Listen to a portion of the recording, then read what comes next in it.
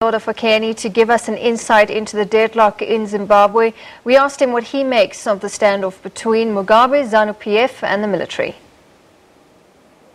It was to be expected because having been a ruler of Zanu PF and Zimbabwe over almost 4 decades, he can't imagine himself outside that. But more important though is the fact that the person he scolded and chucked out of Zanu PF is the one who has been brought back as the interim leader of Zanu PF and possibly the one who will become the interim president of the country.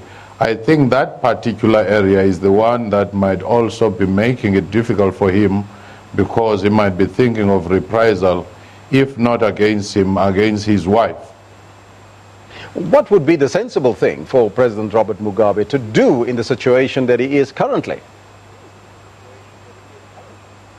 I think stepping down, just to save his pride, perhaps he could simply be saying, I'm stepping down today, even if he doesn't make the 12 o'clock deadline, and simply negotiate some kind of immunity for him and the safe passage for the wife as well, because I doubt that the wife for too long will remain immune because of the mounting accusations against her.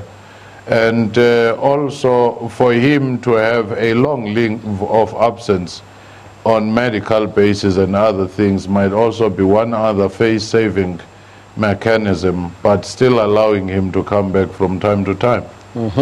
Now, you heard the finance minister, former finance minister Tendai Biti earlier said that Robert Mugabe will not resign. Do you share that sentiment, and is that the assessment that we can get out of Zimbabwe? It certainly will not be easy to persuade him to resign, and at the same time the fears that I've raised and the fact that at his age he might overestimate his support and may misread the situation quite easily. At age 93, not many people are easily swayed because they have their mind set in one form or another. And as Biti was saying, he might over the years have failed to make a separation between the person Mugabe, Zimbabwe, the country, and Zanu PF, the party.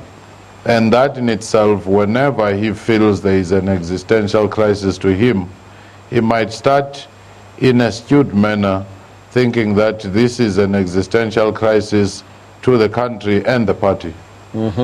Why is it the characteristic of all dictators that we've seen over the years that they do not see their downfall even if it's inevitable? Once you have personal rule and you become stronger than the institutions around you, and once you have a patronage network, the people around you normally whisper messages you want to hear. They supply you with the data that makes you feel very good.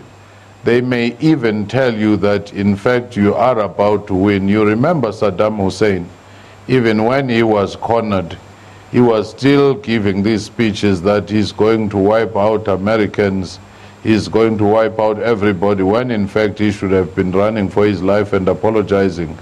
Over time, you normally develop your own unique universe of logic, which is not the common sense that everybody sees.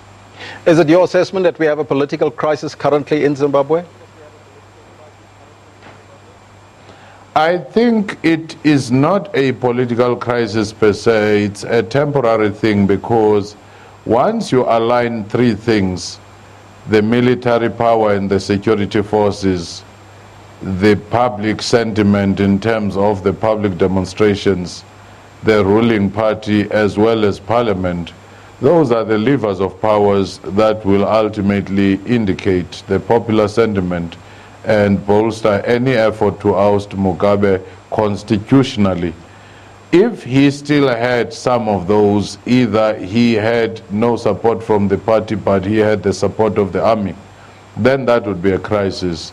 If he had the popular support of the people demonstrating in the streets for him, but the army and the party were against him, again it would create a crisis. But here he is very much isolated and probably not very much aware of the depth of the crisis around him. We have just over 30 minutes for that deadline today. 12 o'clock is the deadline for the President Robert Mugabe to either hand in his resignation or not. Your analysis from that, and you did indicate a little bit earlier that there might be a problem with that, that he might not provide that resignation. Just for his political pride, he may still want more negotiations, he may still want to, even if forced, tender his resignation, but not on the terms of 12 o'clock deadline, which is demanded by the military veterans. But at the same time, if he failed to do so, he might then walk into a far more difficult situation of an impeachment, which is more of a trial by Parliament, where many of the things that he has done might come and be exposed. And that in itself might be a nasty one, even if he is removed, because if it is publicly broadcasted, he might reveal some of the sentiments and some of the secrets which are behind some of the actions that they have taken. He might even implicate some of his opponents in order to go down with them.